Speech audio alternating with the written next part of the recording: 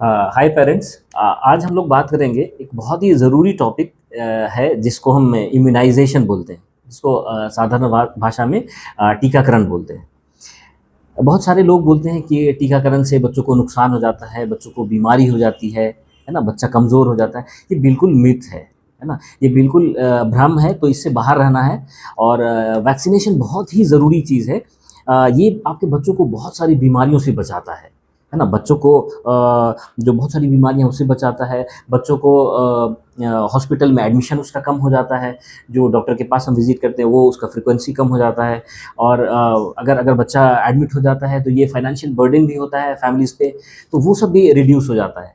और क्रोनिक बीमारियों से बच्चा बच भी जाता है। जो बच्चा बार-बार बीमार पड़ रहा है उससे भी छुटकारा मिल जाता है। ये बहुत ज़रूरी चीज़ है। ये 2 तरह का एक्चुअली होता है वैक्सीनेशन, जो इम्यूनाइज़ेशन बेसिकली कहिए। ये इम्यूनाइज़ेशन 2 तरह का होता है, एक एक्टिव इम्यूनाइज़ेशन होता है और एक पैसिव इम्यूनाइज़ेशन होता है ना? तो पैसिव इम्यूनाइज़ेशन क्या है कि जैसे कोई कोई बच्चा बीमार पड़ गया, तो हम बाहर बाज़ार में जो जो मेडिकल शॉप है उसमें वो मिलता है, इम्यूनोग्लोबुलिन्स मिलता है, उसको हम लाते हैं और सीधे बच्चे में डाल देते हैं। तो ये पैसिव इम्यूनाइज़ेशन है।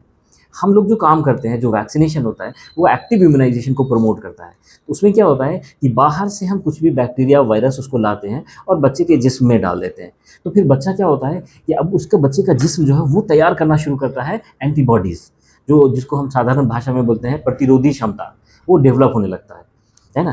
तो ये बहुत ज़रूरी चीज़ है और अपने बच्चों को ज़रूर वैक्सीनेट कराइए, है ना? और क्या है कि जो वैक्सीनेशन है उसका शेड्यूल कुछ होता है इस तरह से, जैसे जैसे बच्चा जन्म लिया उस समय 3 वैक्सीन बहुत ज़रूरी है।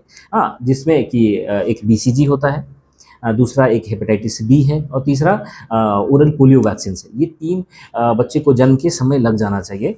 और उसके बाद है कि एक अपना शेड्यूल है उसका कि 6 वीक का हो जाएगा बच्चा तब जाना है, और फिर 10 होता है, फिर 14 होता है, इस तरह से शेड्यूल बना हुआ होता है। तो फिर आपको हर अपने शेड्यूल पे जाना है और अपने वैक्सीनेशन को, बच्चों के वैक्सीनेशन को पूरा कराना है। तो ये बहुत ज़रूरी है, इस पे सारे पेरेंट्स इस पे ध्यान रखेंगे और